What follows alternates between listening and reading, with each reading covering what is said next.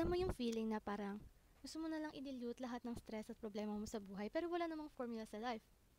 Pero sa pharma, meron. Hello everyone, I am Hannah Grace, a second-year pharmacy student, and here's what I've learned during my first year. When we say concentration, it is the amount of solute in a given volume of a solution. While dilution, on the other hand, happens when you add more solvent, usually water, to lower the concentration but the amount of solute stays the same. In short, mas maraming solute, concentrated.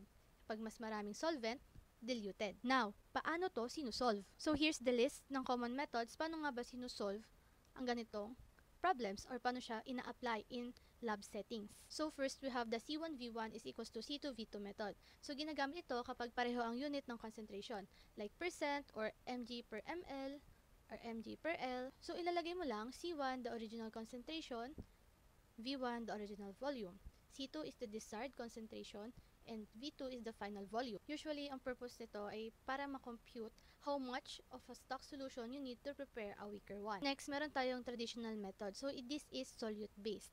Ang ginagawa muna is kukunin ilang solute ang present, like ilang grams or ml, based on the percent. Pati kasi yung percent volume in volume or weight in volume or weight in weight. Kapag nakuha mo na yung solute, i-compute mo na kung anong concentration ang meron sa bagong total volume. The purpose of this is to understand what's really happening sa loob ng solution, especially kapag nagdi-dilute ka manually. Number 3, ratio method.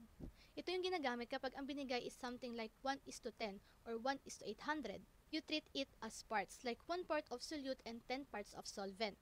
So, ang total nito ay 11 parts and gagamit ka ng proportion to find out how much of each is needed based on the total volume. We also have the ratio to percent conversion. Minsan, ratio ang given pero ang hinahanap sagot ay kailangan naka-percent. So, ang goal mo dito is kunin muna ang total actual solute then compute percent based on the total solution volume. So, the purpose of this is gusto mong i-express yung concentration in a more standard way. Number 5, we have the inverse method. Ginagamit to kapag yung volume ay fixed and you're just adjusting the concentration. So, the higher the concentration you want, the less volume of the stronger solution you need. And vice versa. So, isipin mo na higher percent is equals less volume needed. Lower percent means more volume needed. This is ideal for mixing or substituting strengths without changing the total volume. So, kung ikaw ay na-overwhelm sa una, just remember maraming paraan para isolve ang dilution and concentration. Ang mahalaga, alam mo kung kailan at paano ba ito gagamitin. Kaya mo yan.